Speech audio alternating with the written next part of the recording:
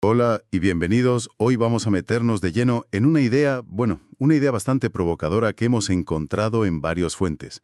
Y es que la crisis climática, en el fondo, podría no ser un problema técnico, sino más bien un problema espiritual. Sí, es una forma muy interesante de plantearlo. Es como si nos dijeran que el termostato del planeta está roto porque nuestra brújula interior se descalibró mucho antes. Justo esa es la idea. Las fuentes que analizamos hoy, que son principalmente el libro Camino con la creación de David Pacheco, pero también reflexiones del Papa Francisco y una carta. La del jefe Seattle, que es potentísima. Esa misma. Pues todas apuntan en esa dirección, no buscan la causa en las chimeneas de las fábricas, sino en una fractura mucho más profunda. Exacto. En nuestra forma de relacionarnos con todo en realidad. Con Dios, con los demás, con la naturaleza. Así que ese es el plan para hoy.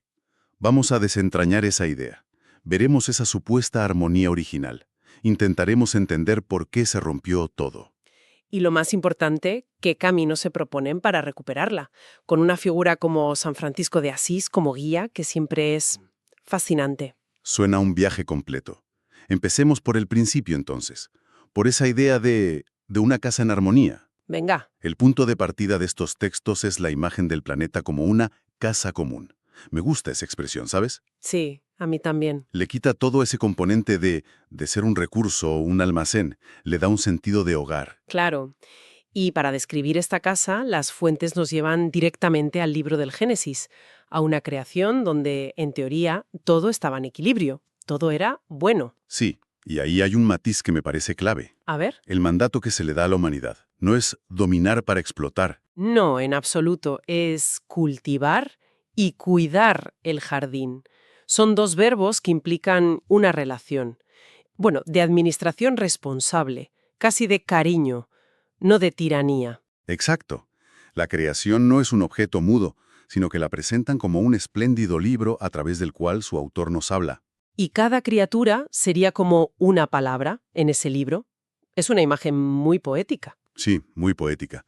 Pero aquí me surge una duda.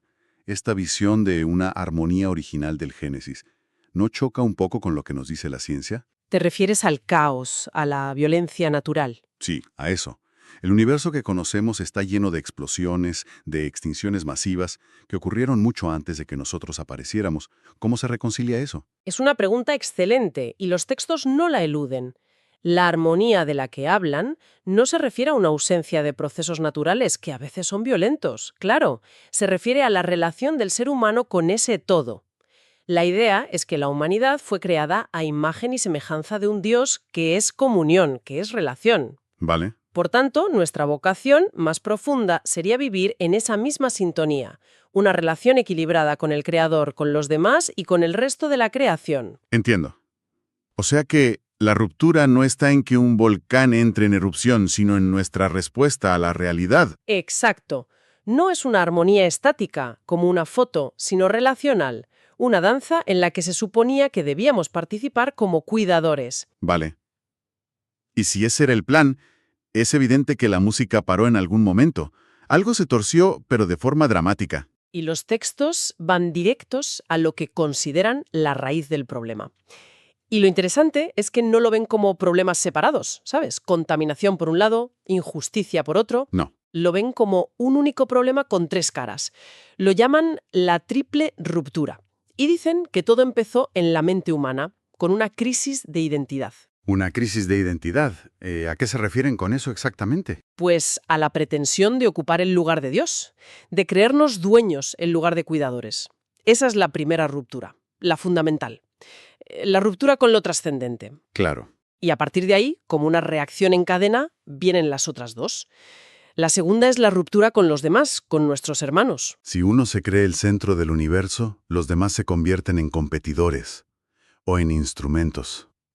El texto cita el relato de Caín y Abel como el arquetipo de esto, la envidia, la violencia. Se rompe la fraternidad. Y la tercera ruptura, imagino, es la consecuencia lógica de las dos anteriores. Inevitable. La ruptura con la naturaleza. Si ya no te sientes parte de un plan mayor y no ves al otro como un hermano, pues es casi imposible que veas la tierra como una hermana. La ves como un objeto, algo para usar, exprimir y desechar. Presidente de Estados Unidos en 1855, es de una potencia, es que es demoledora. Parece escrita ayer. Sí, tengo aquí un fragmento que es increíble. Pregunta: ¿cómo se puede comprar o vender el cielo o el calor de la tierra? Es que es una pregunta que te desarma. Totalmente. Y luego describe la visión del hombre blanco así. La tierra no es su hermana, sino su enemiga, y cuando ya la conquistó, prosigue su camino. Su apetito devorará la tierra, dejando atrás solamente un desierto. Uf, te deja helado.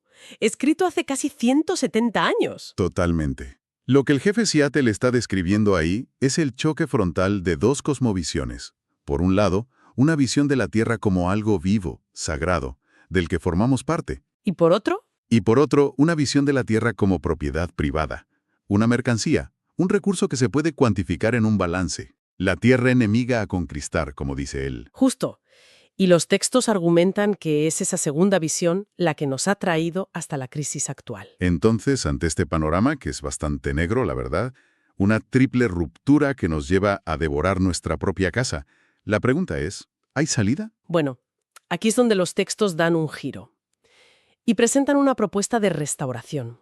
Introducen la figura de Cristo no solo como un salvador de almas, Sino como el restaurador de la armonía cósmica. El punto de inflexión que inicia una nueva creación. Y si Cristo es el principio teórico de esa restauración, la figura que se presenta como el modelo práctico, el ejemplo a seguir, es San Francisco de Asís. Claro. Pero de él tenemos a menudo una imagen un poco edulcorada, ¿no? Casi de personaje de Disney hablando con los pajaritos y el lobo. Sí, totalmente. Y es un punto clave el que mencionas, porque a menudo nos quedamos en esa imagen superficial. Los textos insisten en que el ecologismo de Francisco no era un hobby ni una sensibilidad especial por los animales, era la consecuencia inevitable de haber puesto en orden su vida interior. A ver, desarrolla eso. Primero, encontró la paz y la armonía con Dios, aceptándose como criatura amada. Y solo desde ahí, desde esa paz, pudo mirar al resto de la creación y reconocerla como hermana. O sea que su amor por el hermano Sol o la hermana Agua venía... Venía directamente de su amor por el creador de todo.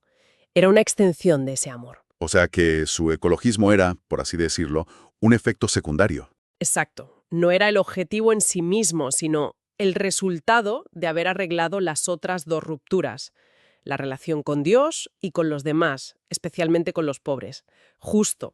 El texto lo formula de una manera muy potente. En Francisco se ve hasta qué punto son inseparables la preocupación por la naturaleza, la justicia con los pobres, el compromiso con la sociedad y la paz interior. Es un pack. Un pack indivisible, claro. No puedes decir que amas la naturaleza mientras explotas a tus trabajadores, por ejemplo. Imposible. O que luchas por la justicia social mientras llevas un estilo de vida que agota los recursos del planeta. Todo está conectado. Por eso le llaman el hermano universal. Su fraternidad no tenía fronteras. Vale, entiendo el diagnóstico de la triple ruptura y el modelo de San Francisco, que es muy inspirador. Pero claro, suena muy del siglo XIII. ¿Cómo aterriza todo esto en el siglo XXI? ¿En la lista de la compra o en la factura de la luz? Porque si no se queda en una idea bonita y poco más.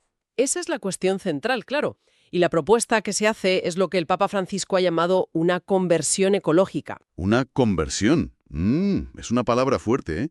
Normalmente se asocia a un cambio religioso. Y se usa a propósito para indicar que no basta con ajustes técnicos, es cambiar la mirada. Es la diferencia entre ver el mundo a través de una hoja de cálculo donde todos son recursos y beneficios y verlo como un álbum de fotos familiar, donde todo tiene un valor, una historia, una conexión emocional. Mirar el mundo como un hogar, no como un almacén. Esa es la idea. La conversión ecológica es aprender a mirar así. ¿Y esta espiritualidad franciscana, qué herramientas concretas ofrece para ese cambio de mirada? Pues ofrece una especie de antídoto para cada una de las causas de la crisis que hemos visto. A ver. Por ejemplo, frente a esa soberbia de creernos dueños del mundo, propone la minoridad. Es una palabra un poco rara, pero significa vivir desde una actitud de servicio, de sentirse menor. ¿No en un sentido de inferioridad? No, para nada. Sino en el sentido de no estar por encima de los demás ni de la naturaleza. Es la actitud del cuidador, no la del propietario. Entiendo. Y frente al consumismo, que es quizá el motor más evidente de la crisis, proponen la pobreza de espíritu. Eso sí que choca con nuestra cultura. Choca por completo, porque no se trata de la miseria, que es algo terrible que hay que combatir, sino de la libertad interior frente a la necesidad de poseer. Vale, lo presentan como el antídoto a la ansiedad que genera el consumismo, a esa idea de que siempre te falta el último modelo de algo para ser feliz. La propuesta es radical. La felicidad no está en añadir, sino en saber restar lo que no es esencial. Descubrir la alegría de vivir con lo suficiente. Lo que me imagino que conecta con la tercera pata. Frente al individualismo, la fraternidad. Justo. La conciencia de que todo está conectado. Que mis decisiones de consumo tienen un impacto en personas que viven a miles de kilómetros. Exacto. No somos individuos aislados en un supermercado global. Somos una única familia en una casa que es de todos y es finita. Y esto ya nos lleva a lo práctico. El libro incluye un anexo con acciones muy concretas que resumen en las famosas 5R. Rechazar, reducir, reutilizar, reciclar.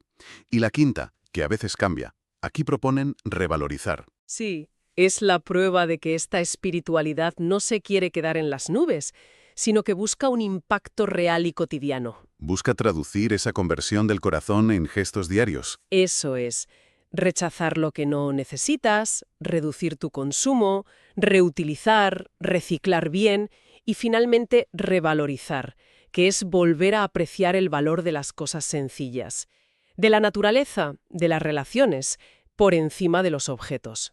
Así que, recapitulando un poco el viaje, hemos partido de una visión de la creación como casa común. Hemos visto un diagnóstico que sitúa la crisis en una triple ruptura, con Dios, los demás y la naturaleza. Y hemos llegado a una propuesta de restauración inspirada en San Francisco, que se concreta en una conversión ecológica. Ese ha sido el recorrido, sí.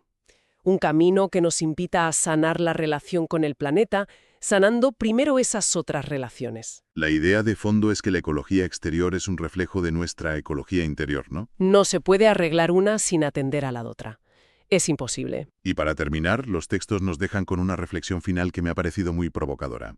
Conecta el cuidado de esta casa común de ahora, la Tierra, con nuestro destino final, lo que en su lenguaje llaman la casa común del cielo.